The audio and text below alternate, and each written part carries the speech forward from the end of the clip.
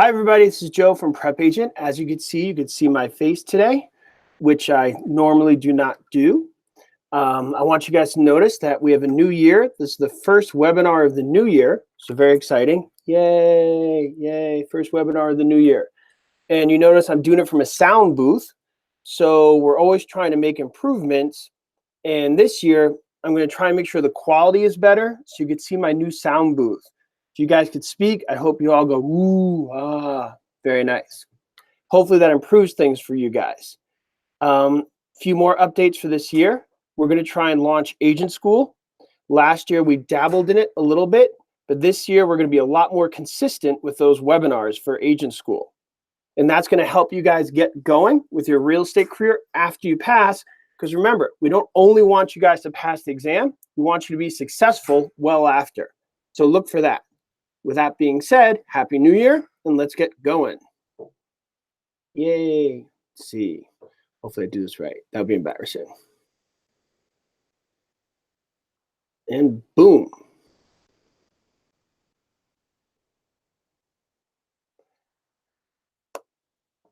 Okay.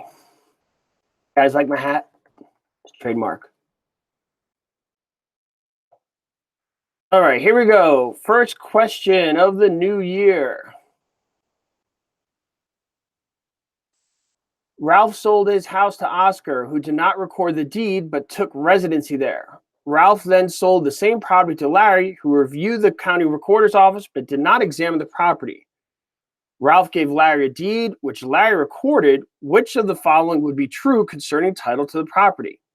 A, Larry's recourse against Oscar for failed to record. B, Oscar maintains title. C, Larry and Oscar are co-owners of the property.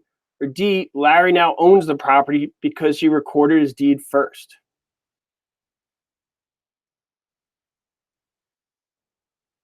Thanks, Diona McGee. Okay, and the answer is B. Oscar maintains title because he did it first, okay? When it comes to recording possession, it's whoever gets there first. All right, so let's review a few concepts here. Who can tell me what is a deed? What is a deed? Who knows what is a deed? Anybody? What's a deed? Anybody know what is a deed? What's a deed?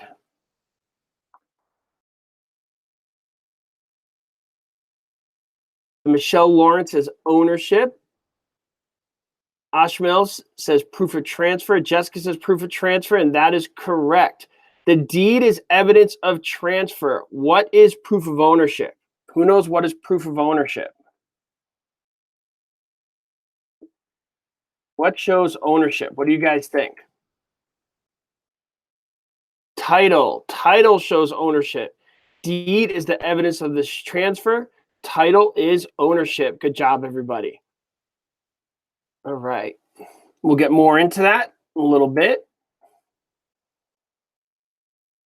Okay, next question. A riparian owners owns land which borders on A, the ocean, B, a stream, C, any body of water, or D, a lake. What do you guys think?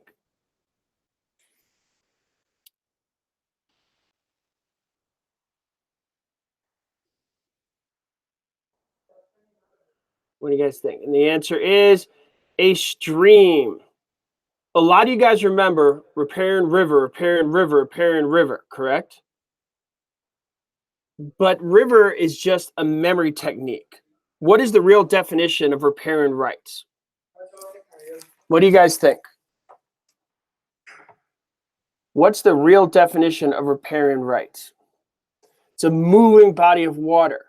So be careful of that. We very often say be careful of these memory techniques because that's all they are, is techniques. They're not the actual definition. So I don't want you guys getting confused if you see riparian and you're looking for river. River is just a memory technique to help remember a moving body of water. Okay? So when we say littoral rights, what are we talking about? What are we talking about when we talk about littoral rights? What do you guys think? So if riparian rights are with a moving body of water, what are littoral rights? Good, a body of water standing still. And I see a lot of you guys are writing lake, but if you just heard me, we want to be careful of that, right, guys? Because the true definition, it's a body of water stands still. The lake is just the memory technique. Can't say it enough. Don't get caught up with memory techniques too much. Use them for what they're meant to be, just a technique to memorize things. They're not the actual definition. Everybody promise, right? I promise. Understand why they want you to learn that technique, whether it's repairing river, littoral lake, or for a fixture, Maria, things of that nature. Okay, here's another big one that comes up. That's just a memory technique, but we don't want to get caught on the exam. If I say real property, what does everybody say? If I say real property, what's like the first thing you see in your books and class? Everybody always says. What do you guys think?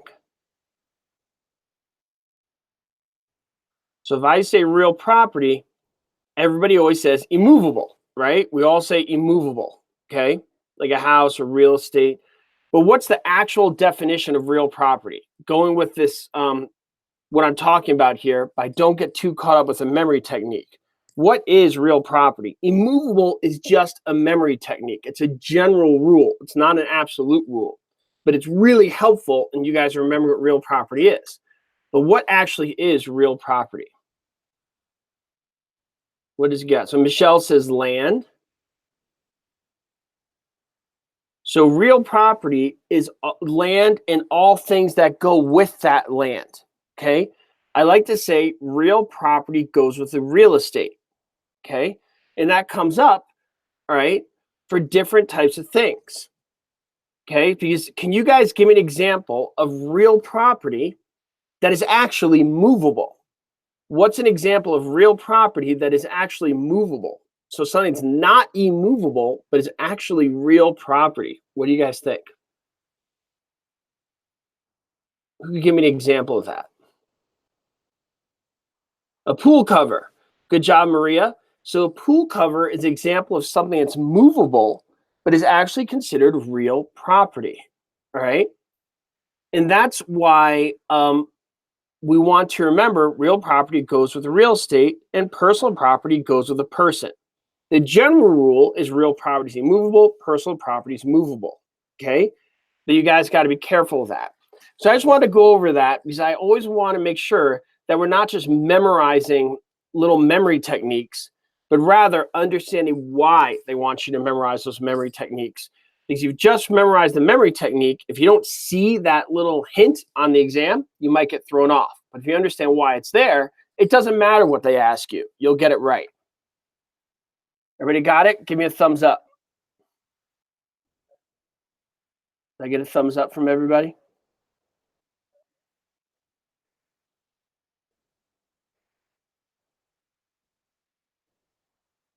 Okay, when a project is turnkey, it is said to be A, ready for rehabilitation, B, ready for socialization, C, ready to be built, or D, ready for occupancy. What do you guys think?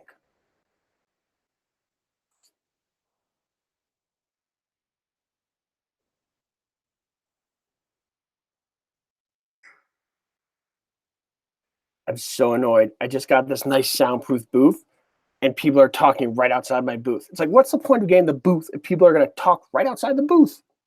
It's like, do they not know there's a booth? I even bought it with a little red light so people know when I'm using it.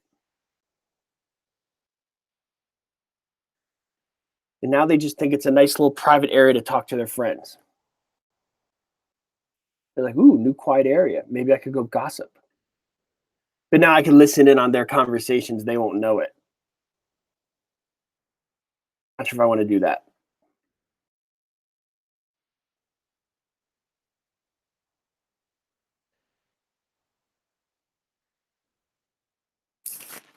Okay, here we go.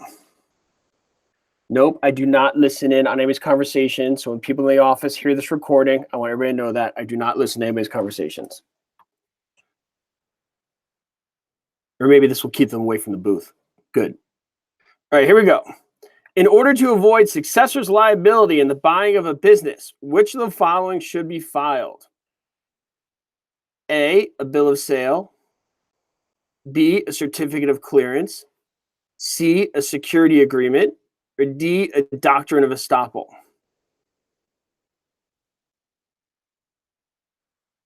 What do you guys think?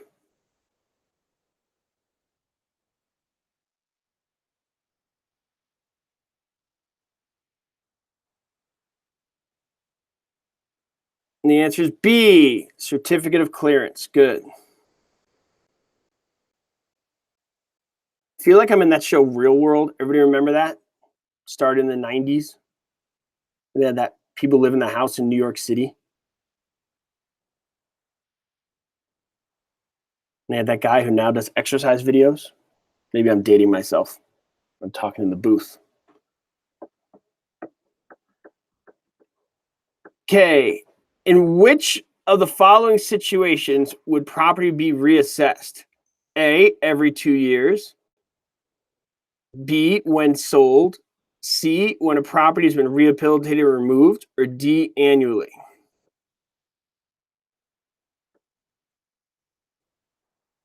Okay. And the answer is B, when sold. What is the difference between an assessment and an appraisal? Who knows? What is the difference between an assessment and an appraisal? What do you guys think? What is the difference between an assessment and an appraisal?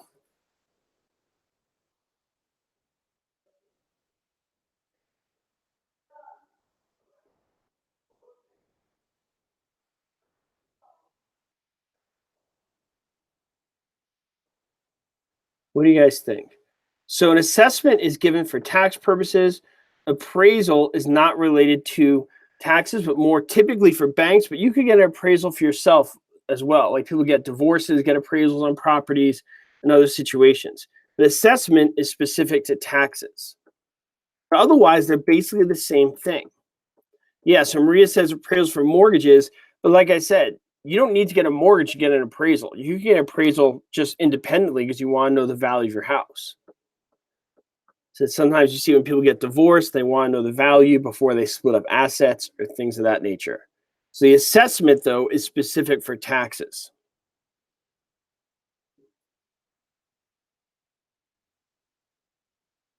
Property taxes are described as ad valorem taxes. Ad valorem most nearly means A, according to value, B, market value, C, reproduction value, and D, replacement value.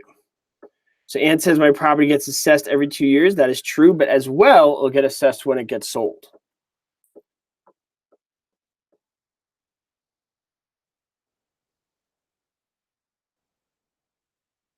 Okay, ad valorem is Latin for according to value. Who here could tell me some other Latin? Who here could tell me some other Latin that they need to know for the exam? Who knows some fancy Latin words that come up in your real estate textbook? Anybody? Novation, good. Lease pendants, excellent. So buyer beware is Latin for, what do you guys think? So I see a few. So first you got nova is Latin for what? Nova is Latin for new. Nova is Latin for new.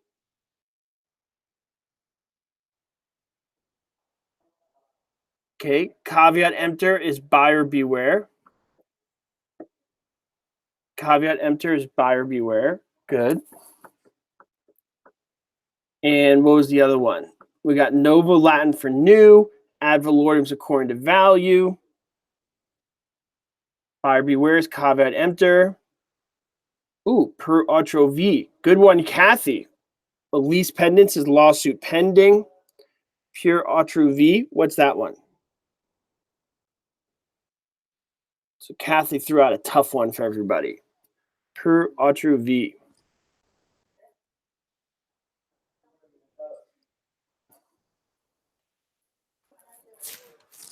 Okay, that means for the life of another. For the life of another.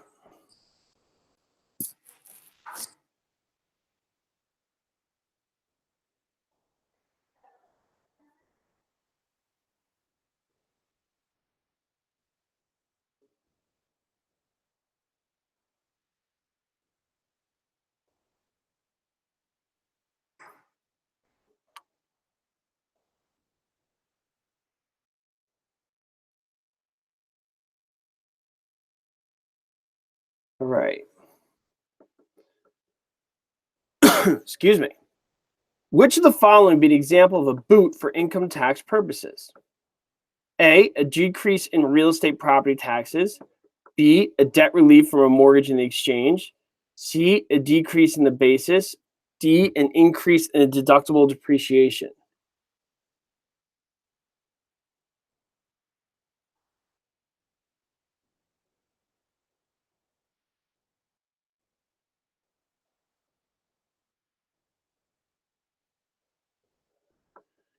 What do you guys think?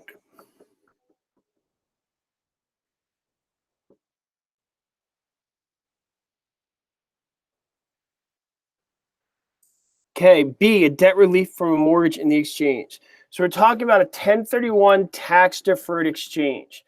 Who could tell me anything they know about a 1031 tax deferred exchange? Sure thing, Christine. What do you guys know about a 1031 tax deferred exchange? Let's see who could shoot out some super smart facts about this. Like for like property, good. So basically, if you guys are not familiar with this, a 1031 tax deferred exchange is a government incentive so that when you sell property, you do not take the money and put it into your pocket. You rather take that money and put it into another property because the government likes the idea of you reinvesting the money into the community. Okay. So what they do is they give you this incentive. They say if when you sell the property, you do not take the money with you, you will not get taxed. You will only get taxed when you take the money with you.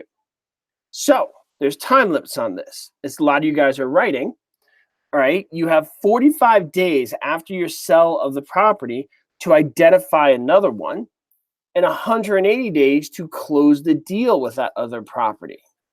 And if you do that, you don't need to pay taxes on the sell. Because the reason they call it deferred is because eventually you're going to want to take the money out. You're not always going to put money into a property, into another one, into another one, into another one. At some point in your life, you're going to take the money out. Does that make sense? Okay, hopefully that helps.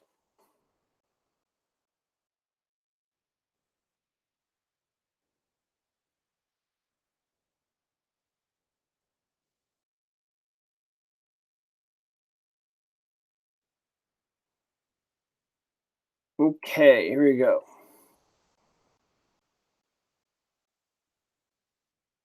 So Michelle says, what happens if you die? Well, first of all, that'd be depressing.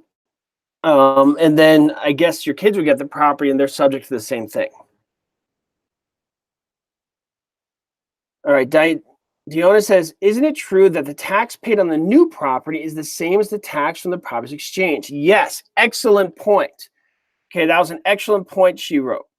Okay, the tax basis for the new property will be the same as the old property. So that would carry over. And that's important to note. So who wrote that? Diona, I think she wrote that. That was excellent. All right.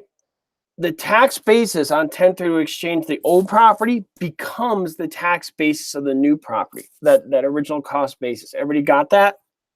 That's a great point. It totally shows you've been studying. Good job. Okay. When a real estate broker speaks of tax shelter, he or she is referring to A, principal payments, B, income tax, C, net income, or D, real property tax.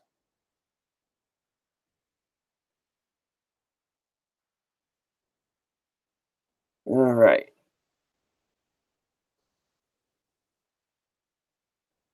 Here we go. B, income tax. Good.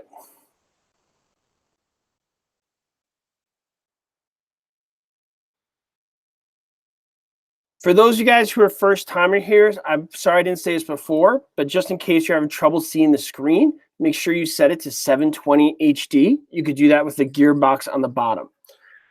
I should have mentioned that earlier on. But if the screen is blurry for you, make sure you put it to 720 HD.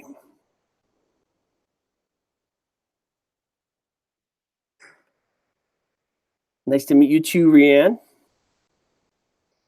Okay, under federal income tax law, the base of real property is the property's A, assessed value prior to sale, B, purchase price minus any existing assumed loans, C, cost, or D, fair market value.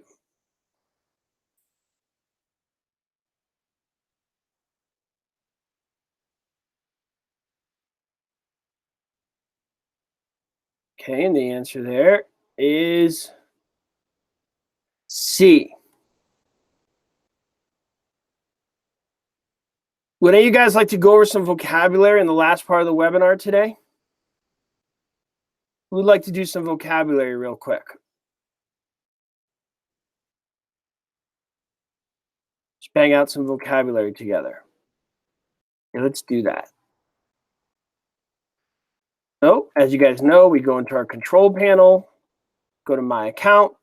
We're going to go to some flashcards here, and let's go. You guys write in as few words as possible a definition, and this first one on the board, we all should get right because we did at the beginning of the webinar today.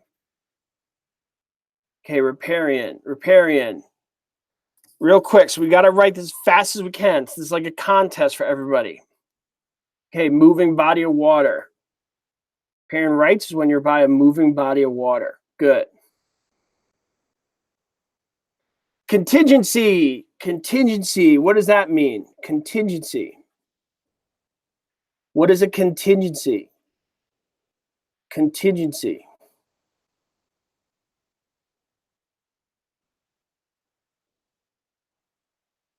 It's based on something else. It's an event that's based upon another. You very often hear contingency clause. My buying this house is contingent upon the inspection going through. My buying this house is contingent upon the results of the appraisal. My buying this house is contingent upon getting financing. These are contingencies, and they're listed in a contingency clause. All right, everybody got that? Intestate. Who knows what intestate is? Intestate.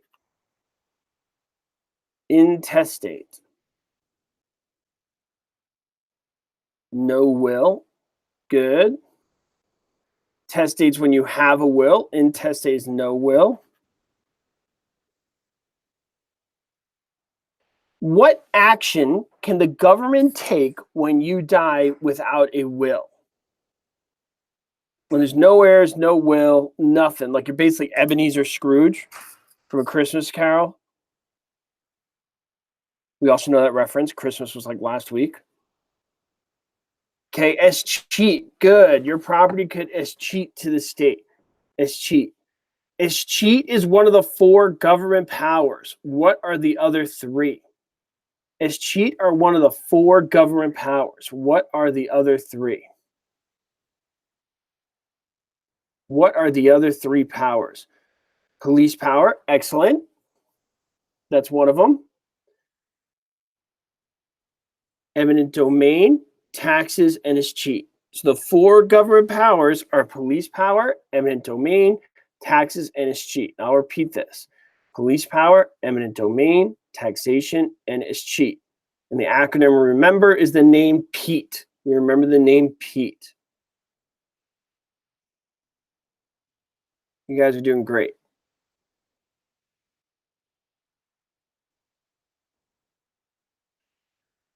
Injunction. What's that? What's an injunction?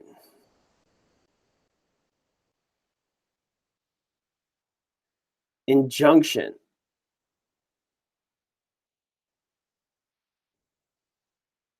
Injunction's a court order to stop. Good.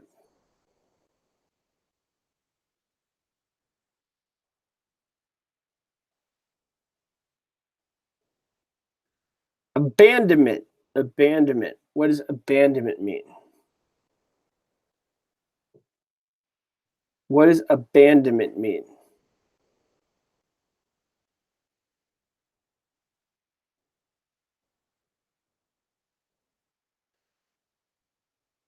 Abandonance of voluntary relinquishment of all rights and ownership. Good.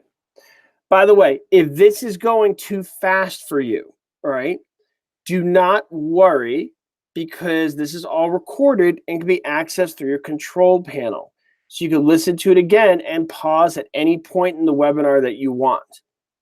So you guys just remember that. If this is going too fast for you, don't worry, because you can listen to it again and pause it and listen to it at the pace you want.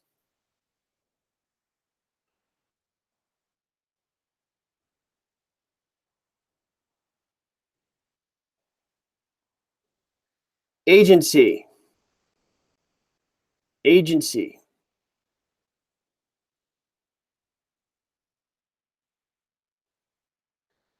Yeah, don't forget our whole library of webinars is accessible through the control panel.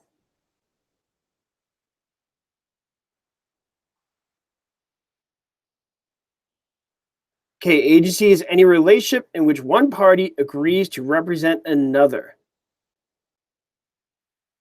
When we talk about agency relationship, there's the acronym that comes up. Anybody know the acronym? You often hear ACOLD, A-C-O-L-D. Anybody know what that stands for? ACOLD. Okay, it stands for accountability, confidentiality, obedience, loyalty, and disclosure. All right, so accountability, confidentiality, obedience, loyalty, and disclosure.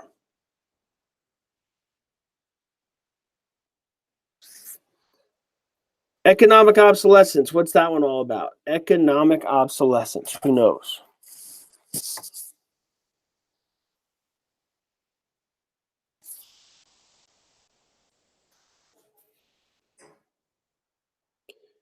Economic obsolescence is factors outside of the property lines. So economic obsolescence, when your property depreciates due to factors outside of the property lines.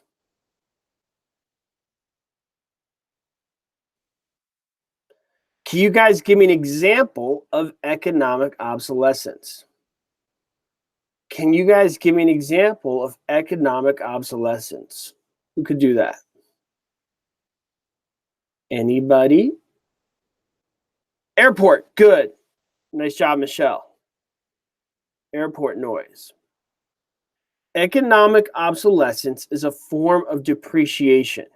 What are the other two forms of depreciation that comes up on your exam?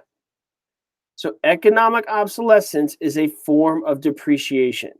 What are the other two forms of depreciation that come up on your exam? So there's three of them: functional obsolescence and physical deterioration. You have economic obsolescence, functional obsolescence, and physical deterioration. All right, excellent, guys. An acre. How big is an acre? Anybody know? Who knows this one? How big is an acre? 43,560 square feet. Good. Oh, Rianne says 190 rods. Getting fancy on us. Good stuff. Okay, so an acre is 43,560 square feet. Good. 43560. You can either remember 7-Eleven, just separated by the commas, or you can flip the first two, remember 3456, or you can just remember 43,560 square feet. Whatever's easiest. Okay, so it's actually 160 rods. I believe Rianne said 190. It's 160.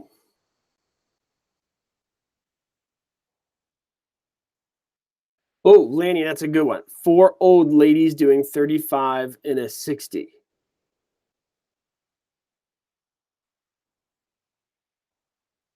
Good stuff. Okay, chattel. What does chattel mean? Estefania knew that 160 square rods. Good job, Estefania.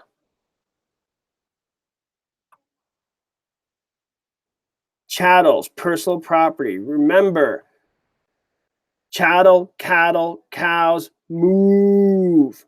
It's movable. movable. Therefore, it's personal property. And I've said it once, I've said it before, you will feel ridiculous when you're taking your exam and you're sitting here sounding out with your lips the word movable. Everybody will look at you and think you look stupid. But you won't care when you pass your exam and you leave the exam room and you're doing the ultimate warrior sprint around the building 3 times. Here we go. Some of you guys will know what I'm talking about, the ultimate warrior sprint. Fans of late 80s professional wrestling would know what I'm talking about. Okay, chattel, personal property.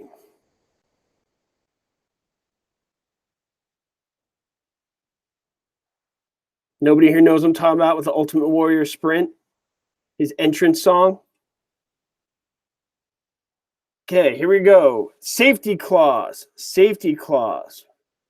What is a safety clause? Safety clause.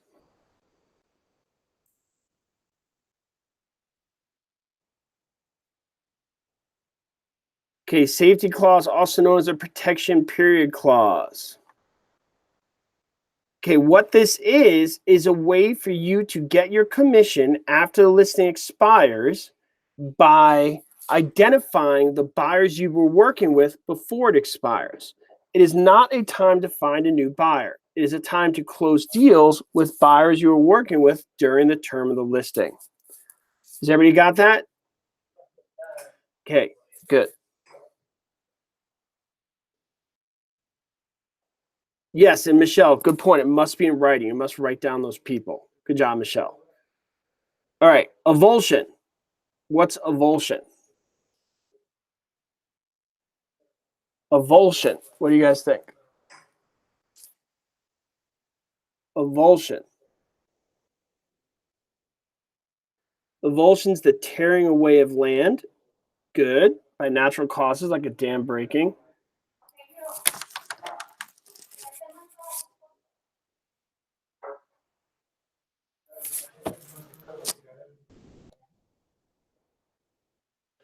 Avulsion's the tearing away of land.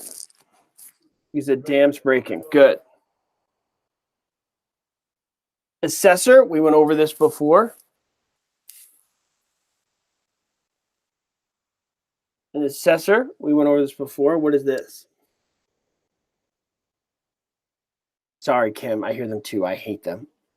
They're totally getting fired after this. Is that harsh? I don't know. Maybe. Okay, assessor is for tax purposes. Tax purposes. Good. That's right, Michelle. Smack down.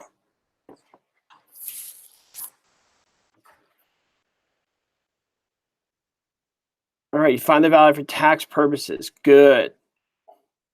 And last but not least, personal property. Personal property. What do you guys think? Personal property. What do we say personal property is? Personal property are things that go with the person, generally speaking, movable. All right, everybody, great job. Tomorrow I'll be here a little earlier than today. I believe it'll be 8 a.m. West Coast time, 11 a.m. East Coast time. I'll be here tomorrow, and hopefully we're all going to pass. If you don't want to do the Ultimate Warrior entrance music, maybe a better option is We Are the Champions by Queen. How many people sing that whenever they do something good? Whenever something exciting happens? Could go with that one as an option. All right, but with that being said, I'll see everybody tomorrow. Thanks, guys. Great to see you in the new year. New objectives, new goals, and new success.